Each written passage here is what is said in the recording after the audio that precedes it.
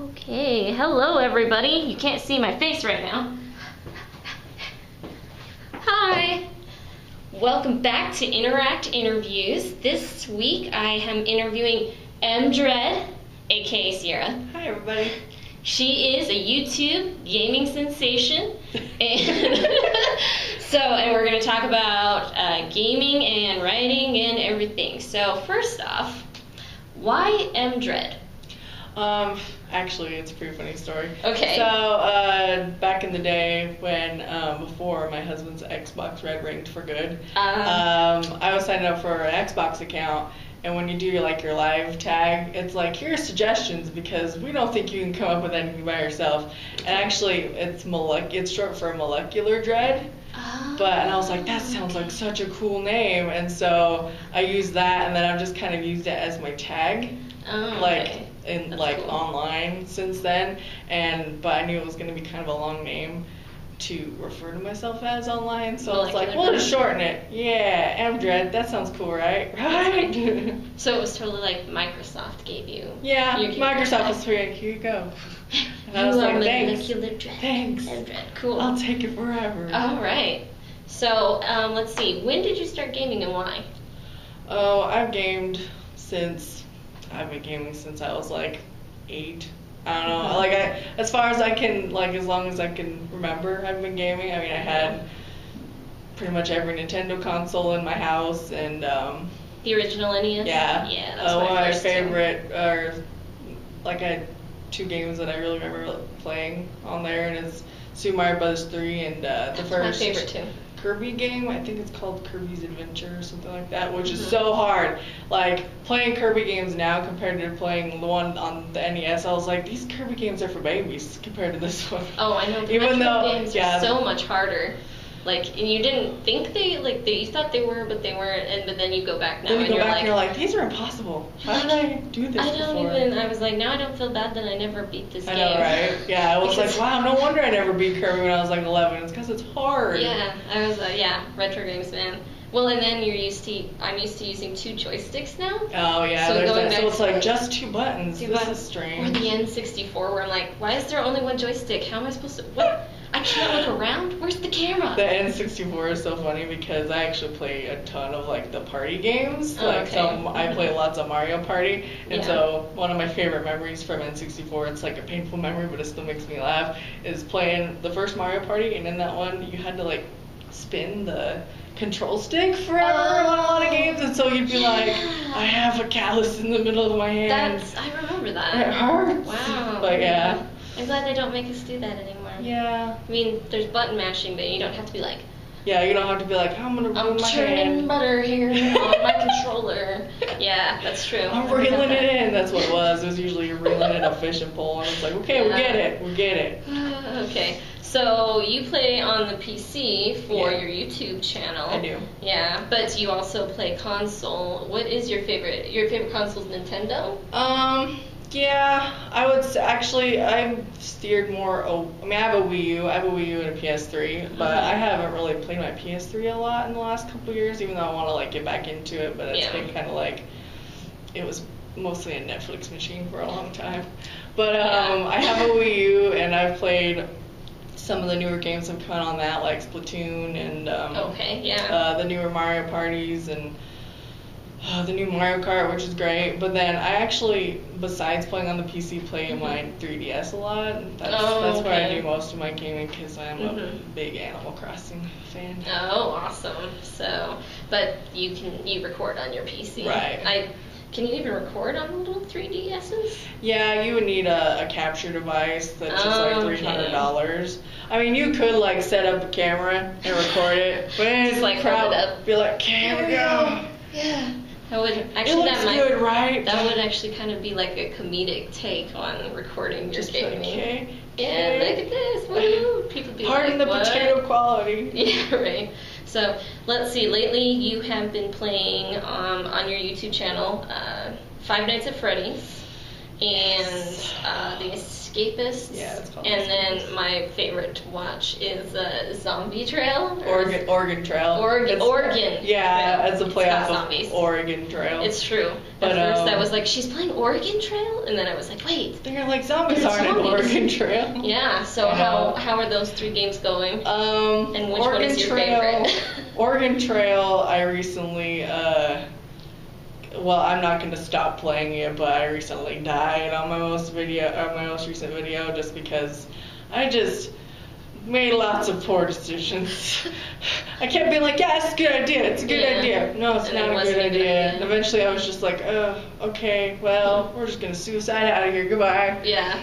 Time to start over. Yeah, exactly. But, and The Escapists, I like The Escapists, but it's actually a pretty hard game. Like, I didn't think it was going to be, but like the more I've like played it, the more I've been like, this is difficult, because it's kind of like got the Minecraft thing going on, where it's like you can craft things, you can craft items, but it's just like obtaining the items, and then there's just a lot more to it than just like, hey guys, we got to break out of jail now. Yeah, for sure. So it's just trying to like figure it out has been the hard part. Yeah, your first video, you kept going, you're like, what was his name? Jacob or something? You're like, come back here. I need that medicine. Come back. You're like chasing him around the park. How do I get the medicine? I know, that was funny. I think I put that in my description on the video. And how do I get this medicine? How do you get the medicine? Yeah, so that was pretty fun. Figuring out like the favors was a thing. I was just like, because the game doesn't really give you instructions, except, okay, here's how you escape from jail. You can get into vents and get out of jail. Like, it basically was like, here's a good escape plan. But then how do you get from point A to point B? Figure it out. Good luck. Yeah. You get to figure that out. Yeah. Okay. And then Five Nights at Freddy's. Oh, Five Nights at Freddy's. No, I enjoy, this is gonna probably sound kind of morbid, I enjoy like the scary story behind Five Nights at Freddy's, but like really those games are stress management games. So it's a lot of like checking on things, and like there is like a tension that builds up obviously, but once you like, I had a hard time on the most recent, because I'm on night 5, but before I was doing night 4, I did a whole video of just like, well, this is me failing because I just couldn't figure it out. And so once it gets to a certain point where you're just like, I just want to beat this game, and to hell with all of you guys, to hell with all of these animatronics. But it's fun. I have the sequels too, so I plan on playing the sequels. Oh, cool. And you'll post those on your YouTube page, of course. Yep. Yeah. All right. Let's see. Another question in regards to gaming. What is your favorite game you've ever played? Oh, ever? Yeah, I love asking that question because it's so hard.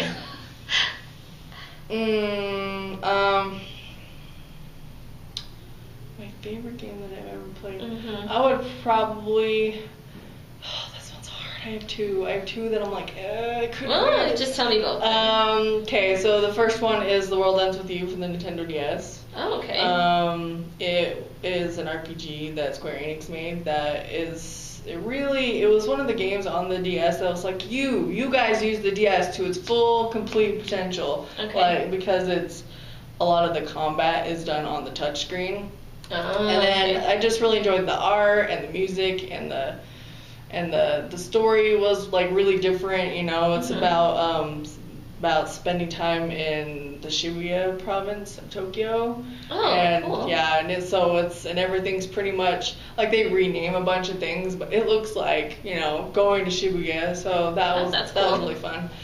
But it's just like I always want to replay it, even though it's like I've beaten it a couple times now. Yeah, wow. But and then the other game I would say is M.Dread, which is for everything, but I think I originally beat it on the Xbox. Okay. But it was a platformer where the art style was really cool, and then you had like the ability to, like, you didn't have lives, you just kind of turn back time when you died. Oh, okay. And it's telling you like this weird story about this guy who's trying to get this princess, like he's in love with her, and he's trying to be like, and it's about his relationship with her, and then at the end of the game, because I don't want to spoil anything, everything gets kind of flipped on its head. You're just kind of like, what is life? What is this game? What did I just play? So it had one of those like twist endings. Yeah. You're just like, what is? Well, and then you kind of get this feeling. Yeah, you kind of get this feeling of like, what is actually happening? Like, and it just, it was really cool. I recommend that game to everyone. I'll have to look it up. I've never played it before. It's fun. So twist endings like BioShock, the first one, where you're like, what? Would you kindly? Would you kindly? Yeah. I know. When that first happened, I was like, what? What is happening? You're like, wait. Bless BioShock. Oh yeah, it's such a good game. It is. It's true. So, alright, well, and for those of you who don't know, we actually met as undergrads studying for a creative writing degree at Southern Utah University. True story. Go Thunderbirds! Thunderbirds! So, but you still write, right? Right. Right. Yeah. I have been trying to. It's one of those things that kind of comes and goes. I get lots of story ideas. The problem is just sitting down and actually doing it. So it's not that I don't still like think about writing and think about story ideas, but for me it's the beginning. The beginning is always the hardest part for me. If I start writing something, it's usually a project I can continue and finish toward. Also, it's been really weird to write without a deadline. Yes. Like my brain is so like in school it was like you have a timeline, but when you don't have a timeline, it's like, what do I do? Yeah. How much do I write a day? That's why I give myself deadlines. Yeah, I should probably start doing that. Yeah. It's the only way I'll get anything finished, I feel like. Yeah. Well, what was the last thing you wrote? I actually, was it last year? Last year, the year before, I tried doing NaNoWriMo, which is National Novel Writing Month, and it's in November. Yes, and I started writing this very Mass Effect novel, and then I was writing, I'm like, yeah, I'm doing good, and then I was like, wait a minute. I'm trying to write a sci-fi novel in a month, and I didn't really think about the world, because if you think about my inspiration was Mass Effect, obviously. That's got a huge backstory, and here are all these different kinds of aliens and this and that, and I was like, how am I gonna write this without having built that first? So it kind of stalled because I was like, this requires world building that I did not do. Oh yeah, no. With some things it's you have to have notes. Right. You're so I can keep my characters straight. Here's these notes of these characters and the history. Yeah, for sure. Because there's sometimes when I was writing my game design document for my game Valhalla Vanguard, there was sections in it where I was like, wait, in this part I said this person's parents were dead and then now they're alive, or so then I'm like, I really need to go through this and make sure that I'm being consistent. Let me make sure my canon is straight. Yeah, and I'm all over the place. I really would love to write a space opera kind of a novel though. If I were to write a novel someday, well, see, you should just sit down and do your world building, and then you can finish your novel and be cool.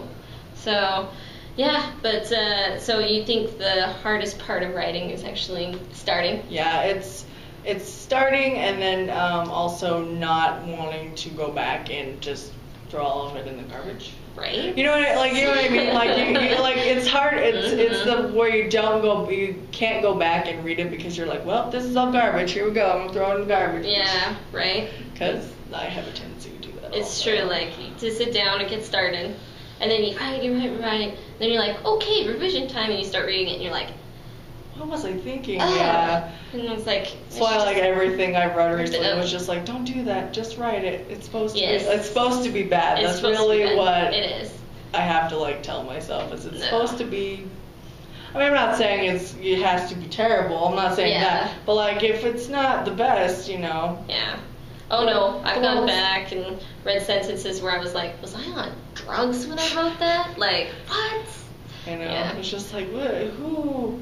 Did I write this? Yeah. I don't think I would have written this. No, I don't know. I'm not sure about that. So, well, and then what games are you thinking of doing coming up for your YouTube channel?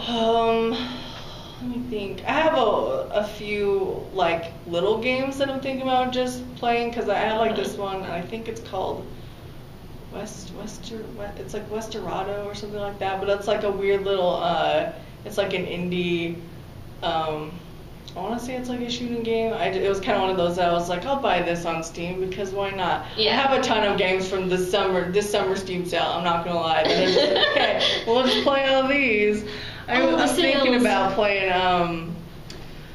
I have both the Lego Lord of the Rings and Lego The Hobbit that I'm like, I would love to play these because the Lego games are fun, and I also love the Lord of the Rings universe as well. And I liked the Hobbit movies. Unpopular opinion time, but.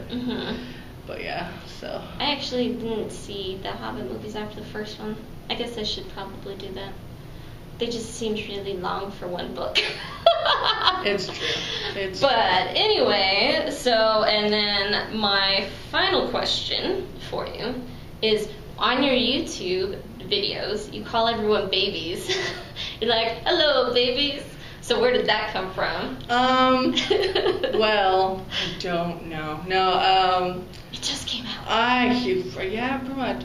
No, when I first started, when the Let's Play thing first became big, and the first one that pretty much everybody knows is PewDiePie, he calls everybody bros, and that was just kind of his shtick. Yeah. And then, and like, I watched his videos for a long time, but I don't really anymore because, I don't know, I just think he's gone in a direction that I'm not liking so much, but that's just me. But anyway, but then I started watching a guy, his name's Mark Fishbach, but his YouTube channel is Markiplier, and like it was more of like I was trying to like find an introduction that I can consistently do, but also kind of trying to be like, if I were to one day have a community, we refer to the community as, yeah. And it happened. And then my friend Chris, who did my my art for my channel, he literally like made a little pixel baby and then turned it into like a brush on Photoshop, and he was just like, babies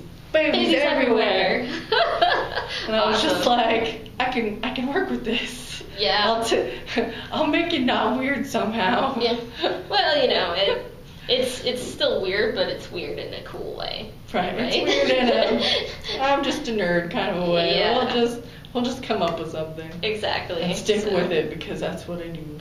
All right. Well, thank you so much. Thank you For doing the interview with me. And once again, M.Dread. It's M.Dread. And so follow her, subscribe to her channel on YouTube. She also has a Facebook page. It's Facebook/M.Dread, I think. Yeah. M.Dread. Yeah. So like her on Facebook, follow her on YouTube, and thanks for watching, and we'll see you next week. Thanks.